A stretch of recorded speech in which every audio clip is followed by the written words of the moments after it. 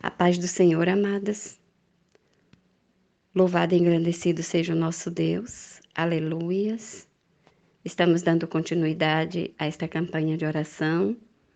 E hoje o texto sugerido está em Neemias capítulo 9, versículo 33. Mas eu vou estar lendo do versículo 31 ao versículo 34. Leiamos então a palavra de Deus. Mas pela tua grande misericórdia, os não destruíste, nem desamparaste, porque és um Deus clemente e misericordioso. Agora, pois, nosso Deus, o grande, poderoso e terrível Deus, que guardas a aliança e a beneficência, não tenhas em pouca conta toda a aflição que nos alcançou a nós, aos nossos reis, aos nossos príncipes, aos nossos sacerdotes, aos nossos profetas, aos nossos pais e a todo o teu povo, desde os dias dos reis da Síria até o dia de hoje. Porém, tu és justo em tudo quanto tem vindo sobre nós, porque tu tens agido fielmente e nós temos agido impiamente. E os nossos reis, os nossos príncipes, os nossos sacerdotes, os nossos pais, não guardaram a tua lei, nem deram ouvidos aos teus mandamentos e aos teus testemunhos, que testificaste contra eles. Glória a Deus. Aqui estamos vendo Neemias reconhecendo o pecado do povo daquela nação. E Neemias quer restaurar este reconhecimento. Pois ao reconhecer os pecados daquela nação, Neemias confessa ao Senhor. E a confissão de Neemias, ele mesmo diz: temos agido impiamente. Isto retrata muito bem a condição do povo de Deus naquela época. Eles estavam em pecado. Eles tinham transgredido as leis do Senhor. Mas nós temos um Deus fiel e poderoso. Nós temos um Deus que perdoa todos os pecados. Necessário é confessarmos. E assim Neemias estava fazendo. A própria palavra de Deus diz que, se confessarmos os nossos pecados, Deus é fiel e justo para nos perdoar e nos purificar de toda injustiça. Assim Neemias fez. Confessou o pecado daquela nação ao Deus Pai Todo-Poderoso. Porque aquele povo tinha se desviado da palavra do Senhor. E o Senhor levou cativo toda aquela nação. Eles tinham feito aliança com nações ímpias e absorvido os seus ídolos. Os profetas de Deus naquela época foram desprezados e alguns até mortos por proclamarem a verdade a todos aqueles povos.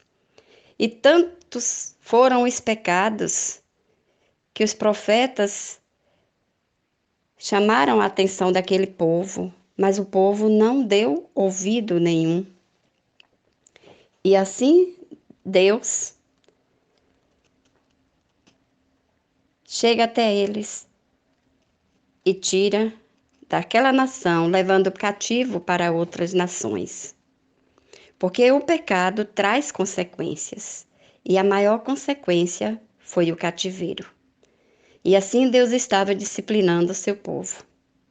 E que forma dura de disciplina, onde mães viram seus filhos serem vazados a espadas pelos inimigos, suas casas destruídas, o próprio templo do Senhor feito em ruínas, os mais jovens sendo levados cativos. Porque Deus corrige a quem Ele ama e açoita a todo filho a quem ele quer bem. Assim a palavra de Deus nos revela em Hebreus 12:6.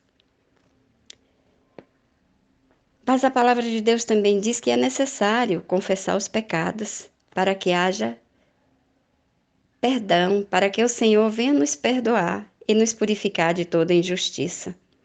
Então, quando Neemias volta do cativeiro, ele reconhece a transgressão do seu povo e confessa os pecados que haviam cometido. E a palavra de Deus também nos diz, em 2 Crônicas, capítulo 7, versículo 17, e se o meu povo, que se chama pelo meu nome, se humilhar e orar, e buscar a minha face, e se converter dos seus maus caminhos, então eu ouvirei dos céus e perdoarei os seus pecados e sararei a sua terra. Louvado e engrandecido seja o Senhor. Assim o Senhor fez. O Senhor abençoou novamente aquele povo e trouxe de volta a sua nação. Passaram-se muito tempo, mas eles foram trazidos de volta. Mas era necessário que o povo reconhecesse seu estado pecaminoso e confessasse seus pecados ao Senhor. Porque confessando os pecados, haverá restauração e haverá também avivamento. Porque a maneira de atrairmos as bênçãos de Deus está na confissão e arrependimento verdadeiro de nossos pecados. E para que um reavivamento possa acontecer na vida de um cristão, é necessário que haja arrependimento de pecados. É necessário também que cada um dos servos do Senhor reconheça a bondade do Deus Todo-Poderoso. Porque um dos maiores impedimentos da operação de Deus no coração humano é o orgulho, pois o orgulho se manifesta até mesmo na vida espiritual do servo de Deus. Mas os servos do Senhor precisa estar em comunhão com o Deus Todo-Poderoso, porque Deus não pode operar em nós quando nos mantemos orgulhosos e soberbos. Pois a palavra de Deus nos ensina em Salmos 138:6, ainda que o Senhor é excelso, atenta todavia para o humilde, mas ao soberbo conhece-o de longe. E uma das condições para a operação de Deus em nós é o quebrantamento, a humilhação em sua presença. É estar constantemente na sua presença, se humilhando, se quebrantando, se diminuindo, para que o Senhor venha crescer em nós.